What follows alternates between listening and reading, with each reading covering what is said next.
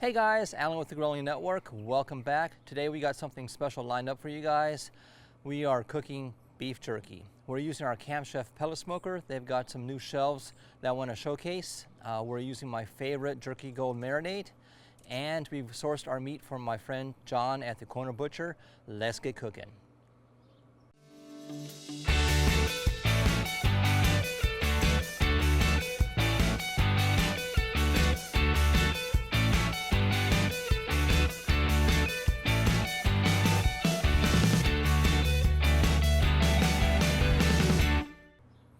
As I mentioned earlier, we're using the marinade from Jerky Gold.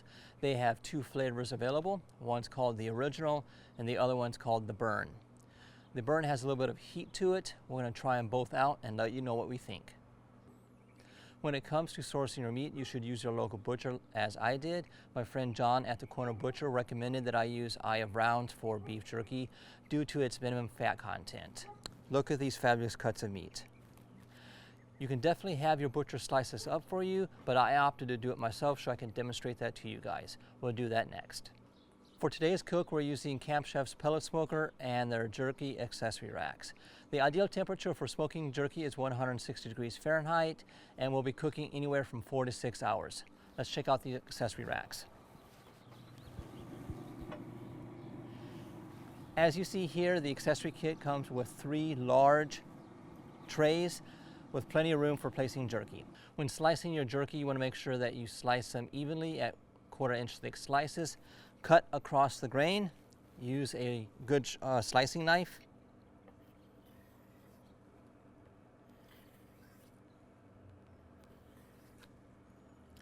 And that's what you're looking for. After you finish slicing up your jerky, place it inside a ziploc bag or a container. Pour in the Jerky Gold. Make sure you shake the bottle up pretty good. That way you get all the seasonings. And then give it a good mix. Toss in the refrigerator for 12 to 24 hours. We'll see you back soon. Through the magic of YouTube, we are ready to place our jerky on the grill. I marinated this last night in preparation for this video. As you can see, the meat has turned to a nice dark mahogany color. The smell is phenomenal. It's got a nice aroma to it. Let's pull a tray out and start placing the jerky slices on the grill. As I mentioned, this takes anywhere from 4 to 6 hours, depending on the thickness of your jerky. Welcome back, guys. It's been roughly 4 hours. Let's take a peek. Wow, the colors are looking phenomenal. They're turning that dark mahogany color that you're typically used to when seeing jerky. Let's pull the tray out. As you can see here, let's show it on camera, the thinner pieces are almost done. They're pretty rigid. The thicker pieces, however, if they've got a bend to it or easily bend, they need to go longer. So, as I mentioned, it takes roughly 4 to 6 hours. So, from now on, every half an hour, I'm going to check it. The thinner pieces will pull off, and as the thicker pieces get done, we'll pull them off when they're done. So we'll see you guys back soon.